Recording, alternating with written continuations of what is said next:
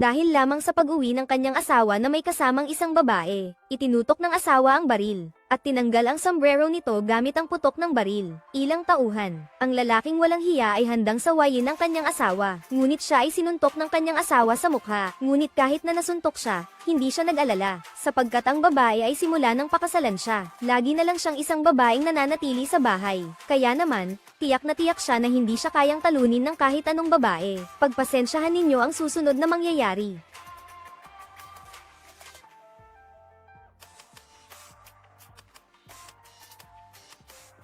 Hanggang sa sandaling ito, nagtanto na ang lalaki kung gaano karaming sikreto ang itinatago ng kanyang asawa. Nanggaling pala ang babae sa isang kilalang angkan ng mga general. Mula pagkabata ay nakikipaglaban na siya kasama ang kanyang ama at mga kapatid. Bihasa siya sa lahat, sa larangan man ng panulat o espada. Ngunit hindi nagtagal ang magandang panahon. Isang araw, bigla niyang nalaman ng balitang nasawi sa digmaan ang kanyang ama at kuya. Agad na nanghina at nawalan ng malay ang kanyang ina dahil sa matinding kalungkutan. Hindi nagtagal, nagkasakit siya dahil sa matinding kalungkutan.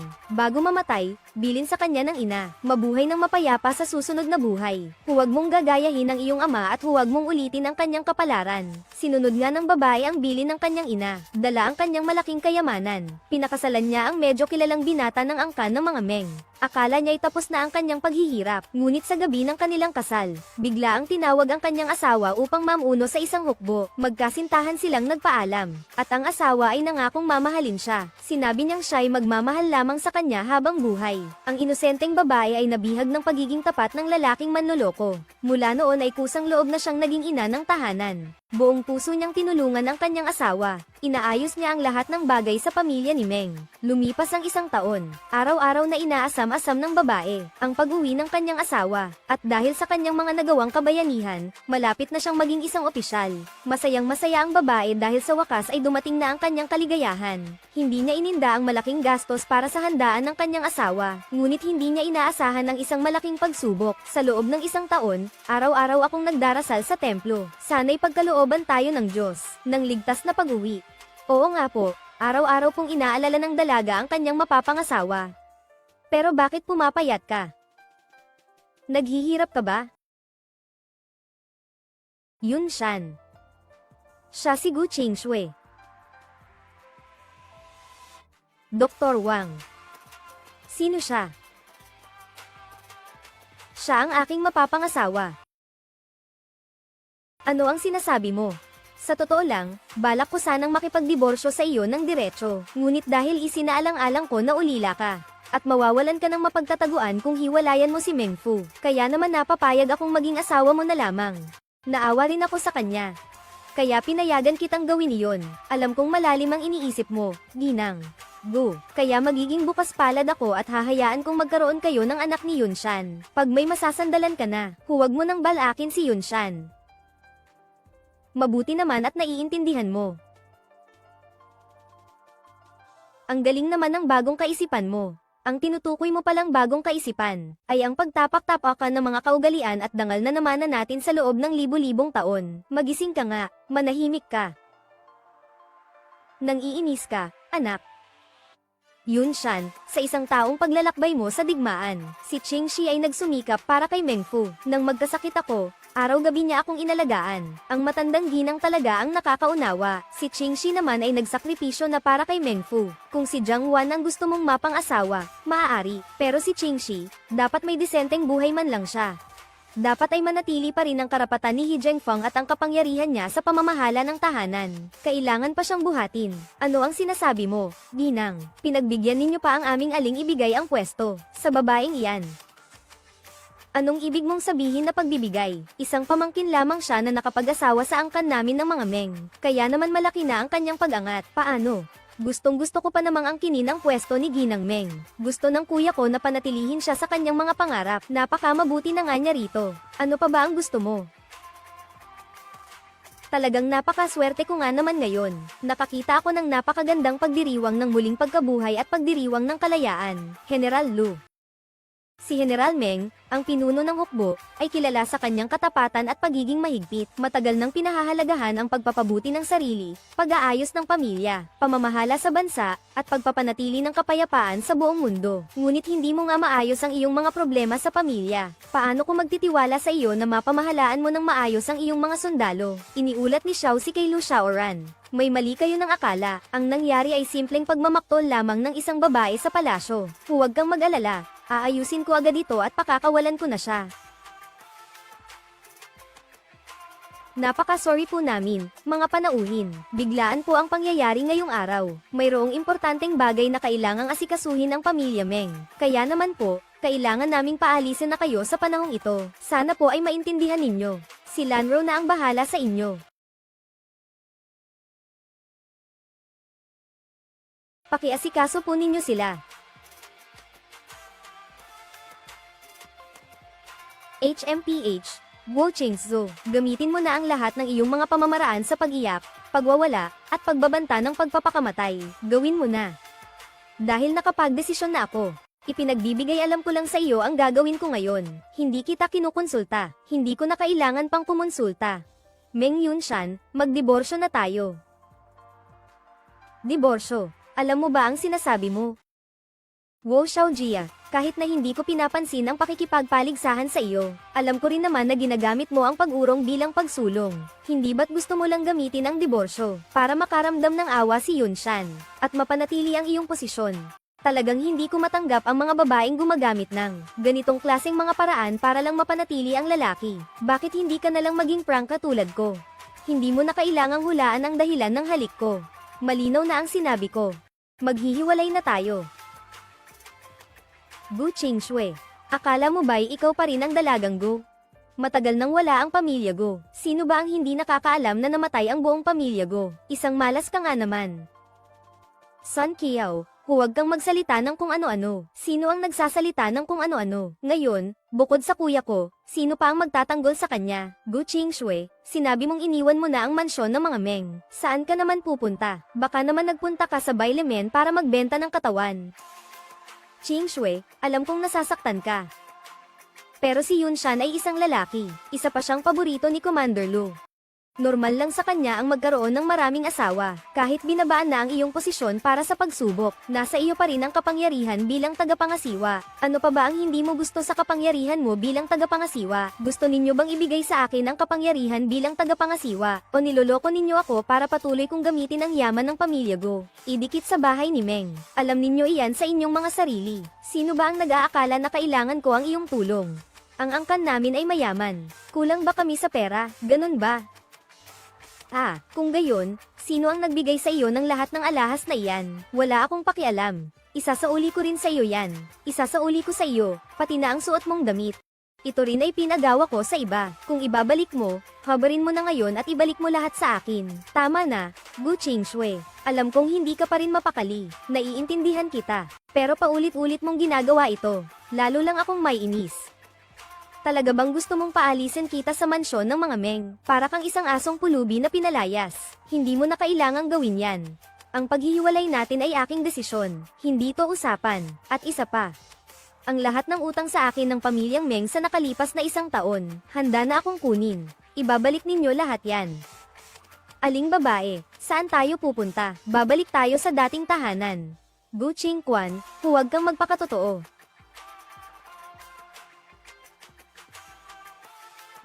Tandaan mo yan, may isang tao pa sa pamilyang Gu. Ako, si Gu Qingshui.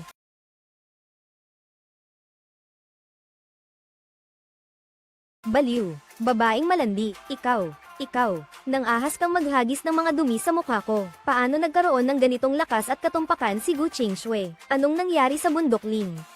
Marahil ay nag-iisip lang ako ng masama. Isang simpleng babaeng mahilig sa bahay lang siya. Imposible naman na magkaroon siya ng ganoong kakayahan. HMM. Nanay, tingnan mo ang itsura ng babaeng iyon. Seryoso ba siya? Huwag kang mag-alala. Ang mga magulang at kapatid na lalaki ni Gu Qingshui ay namatay na sa digmaan. Wala siyang mapupuntahan kung iiwan niya ang pamilya Meng. Konting pabuya lang. Madali na siyang makontrol. HMP.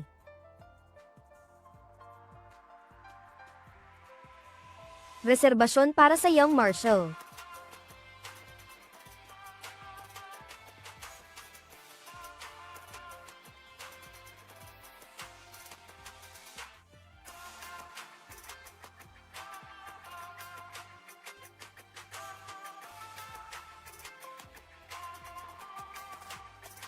Commander Lu. Ang nangyari kay Meng Yunshan, alam ko na. Alam kong hihingi ka ng hustisya sa akin. Umupo ka. Lu Siliang. Qingzu, hindi mo dapat ako tretuhin ganito kapormal. Mang Lu, alam ko na nag-aalala kayo dahil sa panganib na aking kinakaharap sa digmaan. Naging dahilan pa ito ng pagkamatay ng inyong ama at kuya. Kaya naman lagi niyo akong iniiwasan. Pati na nga ang kasal natin, ay si Meng Yunshan pa ang lumapit sa akin. Ako lang ang may pagkakataong maging ninang sa inyong kasal. Ang batang ito. Huwag kang mag-alala, tutulungan kita. At least, hindi natin hahayaang maaga ng babaeng yun ang pwesto mo bilang asawa, Tito Lu. May hihilingin po sana ako sa inyo. Pero hindi yung paggawa ninyo ng mga ganito para sa akin. Hindi ito iyon. Gusto ninyo bang parusahan ko si Meng Yunshan? O bawalan siyang pakasalan si Jiang Wan? Nang nakikipaglaban ng aking ama at mga kapatid, kayo po ay isang general. At nang ikasal ako, kayo rin po ang nagpakasal sa amin. Kaya dalawa po ang aking kahilingan sa inyo. Una, ang paghihiwalay kay Meng Yunshan. At pangalawa, ang pagsunod sa yapak ng aking ama at mga kapatid sa paglilingkod sa bayan. Kung ayaw ko naman. Si Qingzu, pipilitin ko na lang na isumbong si Meng Yunshan sa korte, at humanap ng paraan para mapawalang bisa ang kasal. Sinaktan na niya ako. Kahit ano paman. Hindi ko na siya kailanman matatanggap ulit. Ha. Tunay ngang anak siya ng mga Go. Ha. Matagal ko nang sinasabi. Ang mga Go, bata man o matanda, mayroon silang matigas na pag-uugali. Ha. Kaya pala gustong tumulong. Natural lang iyon. Pero kailangan nating maghintay. Ano ang ibig sabihin noon? Huwag kang mag-alala, si Lao Guo ay aking tauhan. Higit pa riyan, kapatid ko siya. Hindi ko hahayaang maagrabyado ang anak niya. Hintayin mo ako ng ilang araw. Tiyak na bibigyan kita ng sagot. Ha. Ayaw pa rin ba akong makita ni Commander Lu? Noong ikasal sina Yunshan at Gu Qingshui noon, personal na pumunta si Commander Lu para manligaw. Bakit ngayon ayaw na niya tayong makita, kahit saglit lang? Sabi ni Commander Lu, dahil may sariling desisyon naman si General Meng, wala nang dahilan para hingin pa ang kanyang pagpapatotoo. Gu Qingshui, anong ginagawa mo rito? Nakaganyan ka pa. Iniisip mo bang mapapangiti mo ako sa paggaya mo kay Wanwan? Gu Qingshui, kanina lang ay paulit-ulit mong sinabi na hihiwalayan mo na ako. Pumunta ka nga sa headquarters para humingi ng tulong. Sinuportahan ka ba ng commander? Isa ka talagang mapagkunwari na babae. Nagsumbong ka nga talaga.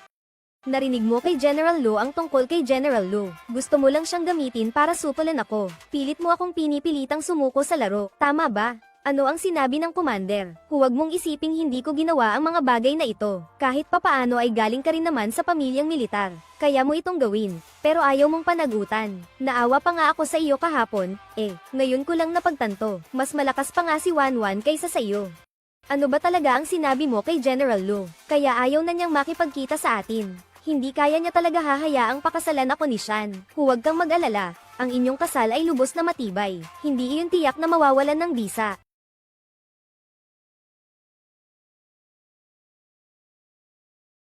Mukhang siya rin ay nabigo. Yunshan, sinasabi ko na sa iyo, dahil mayroon kang mga karangalan sa militar. Ang commander ay hindi magagalit sa iyo dahil sa isang babae. Sa susunod na mga araw, mas madalas tayong pupunta sa kanya. Ikaw pa rin ang kanyang mahal, HMM. Sundin na lang natin ang ganitong uri ng pang-aabang. Hindi pwede, binata. Hindi natin kayang ihanda ang ganitong uri ng pang-aabang. Ano ang ibig mong sabihin? Ano ang ibig mong sabihin sa hindi kayang ihanda? Wala ng pera ang pamilya ni Meng Fu ngayon, ano bang pinagsasabi mo? Ang laki-laki na ng pamilya ni Meng Fu, kahit yung kaunting perang iyan ay hindi mo maibigay. 20 piraso ng asul na kahoy, 2 hanay ng mamahaling alahas, 4 na pares ng jade na pulse earrings, 100 rolyo ng shoe brocade. Masyadong marami nga ito sa Tianshan. Si Jiang Wan ay galing nga sa magandang angkan, pero hindi naman siya may kapangyarihan. Ang bigat ba talaga ng dowry? Ang pamilya ni Inay, ang mga Jiang, ay mga kilalang tao rin sa politika, at kilala sila sa kanilang integridad. Kung pakakasalan ko si Jiang Wan, malaking tulong ito sa aking ambisyon. At saka, hindi naman kalakihan ang perang yan. Nung panahong pinakasalan ko si Guo Qingshui, ganito rin naman ang laki noon. Noong panahong nagpakasal ang binata, lihim na nagdagdag si Komandante Lo ng malaking halaga sa pangkasal. Ngayon, ang pera lamang na kaya ng inyong tahanan ay ilang libong piso lamang, at lalong hindi na masasabi pa ang mga alahas. Isang malaking halaga ang kailangan, at wala nang tutulong. Kaya nga pati ang kaunting perang ito ay hindi na makuha. Sino ngayon ang namamahala ng tahanan? Si Ginang Gu Qingshui po. Ganito na lang kalala ang pamamahala niya sa tahanan. Siya ang panagutin ninyo. Ginang, tingnan ninyo ang mga gastusin ngayong buwan. Ang pambayad sa kasal ng binata ay dapat nang kunin dito.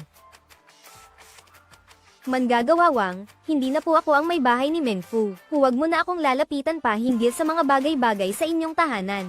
Ang perang ginamit ko mula sa aking mana para tumulong sa inyo. Tandaan mong ay total at ibalik mo ng buo. At isa pa, si Meng Siqiao ay nag-withdraw ng 500 silver yuan ngayong buwan, nang hindi nag-update sa libro. Siguraduhin isauli mo rin iyon. Ginang, huwag ka nang magbiro. Hindi ako nagbibiro. Kung may problema ka, puntahan mo ang matandang ginang.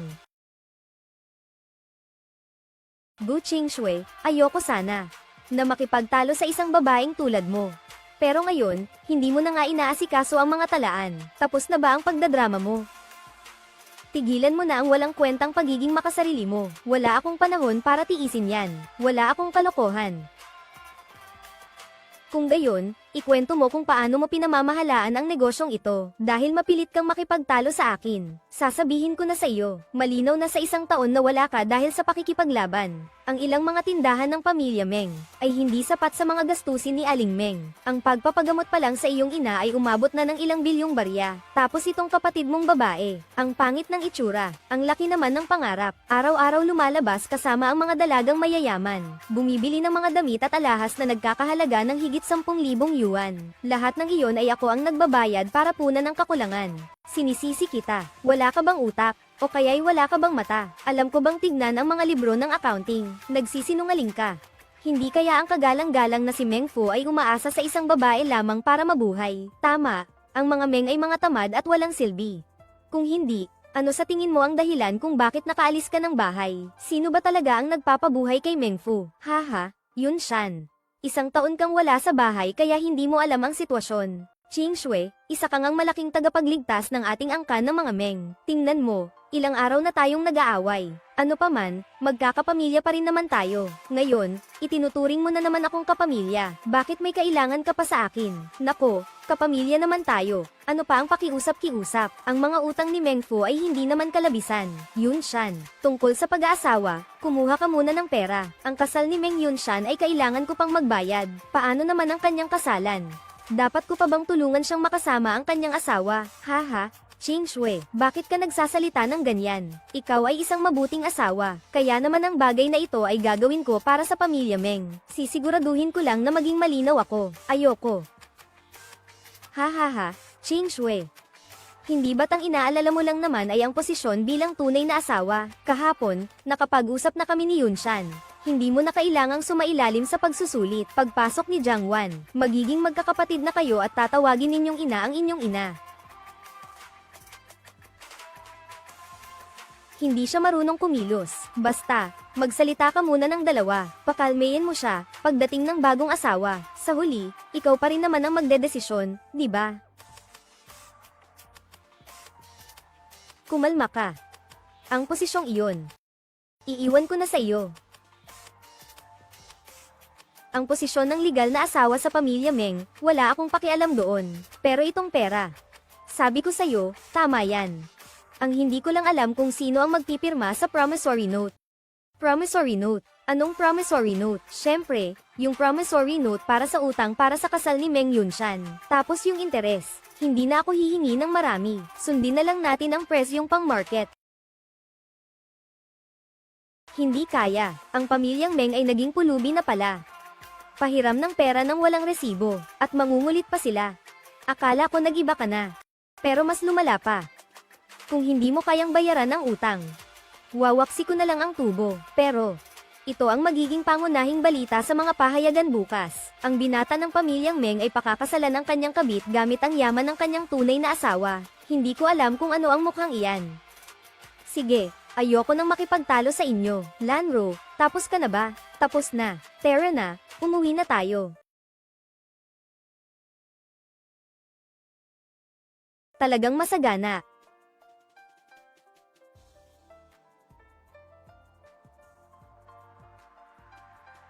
Ano ito? Dati, ang mga sangkap na gaya nitong mga dahon ng tsaa, ay si Go Xiaojia ang namamahala sa pagbili. Ngayon, hindi na siya ang namamahala sa bahay. Ang mga tauhan niya ay abala sa pagnanakaw. Kaya naman, ang binibili nila ay mga mababang kalidad na dahon ng tsaa. Sino ang nagbigay sa kanila ng lakas ng loob? Hindi pa ba nila nililinis? Lahat ng mga tauhan sa inyong tahanan ay abala sa paghahanda ng mga red along pangkasal para sa inyo. Ako na po ang maglilinis mamaya. 12-dosenang pamilya ang nasa ilalim ni Meng Fu, pero wala man lang silang isang tagalinis. May 12-dosenang tao naman sana, pero sa kasamaang palad, kalahati ay mga kasambahay na sumama kay Seniorita Go nang ikasal siya. Ang natitirang kalahati ay mga tauhan na binayaran niya. Umalis na si Ginang Go. Kaya naman, syempre, umalis na rin ang mga tao sa ibaba. Ngayon, wala nang natitira sa itaas kundi kulang sa 10 katao. Sapat na. Masyado ka na yatang binigyan ni Gu Qingzhou ng pabuya. Ano, kaya mo ako pinahihirapan para sa kanya? Ikaw na si Meng Fu. Mababagsak ka na ba kapag wala siya? Pagsisisihan ko to. Ang ugali mo. Ang pagkuha sa'yo. Kung hindi mo ito malulutas, ako na ang bahala. Umalis ka na. Yun Shan. Mukhang ayaw nang magbigay ng pera nitong babaeng ito. Pagdating ni Jiang Wan, hindi ko pa alam kung anong kalokohan ang gagawin niya, dahil ayaw niyang tumanggap ng pera. Wala ring silbi kung hahayaan natin siyang manatili, mas mabuti pang tapusin na natin ito. Paalisin na natin ang kanyang ina. Sa ganoong paraan, ang mga tao sa labas, ay hindi masasabi na ang angkan ng mga Meng ay walang konsiderasyon. Isang aliping babae lang naman siya. Mayroon bang sasagip sa kanya? Bukod pa, marami pa siyang mahahalagang gamit na nasa mansyon. Para bang pakukuluan na lang siya at dadalhin na. Pagdating ng oras, ang mga ari-arian niya ay akin na, kay Mang Fu. Ganoon na lang ang gagawin natin. Hindi natin siya dapat hayaang makalapit kay Qingzhou, sumakay sa ulo ng aking ama. Wen, may gusto sana akong ikonsulta sa iyo. Nitong mga nakaraang araw, nagwawala si Hu Qingshui sa mansyon ng general. Nahihirapang talaga ang iyong ina. Gusto niyang hiwalayan ko siya. Pumayag ka ba? Kung hihiwalayan ko si Gu Qingshui, mawawalan ako ng taong gagawa ng mga gawain para sa akin. Pero tingnan mo ang pagiging mapang-akit niya. Mabuti na rin na paalisin mo siya. Para kay Yun Shan, mas may focus niya ang atensyon niya sa akin. Wen.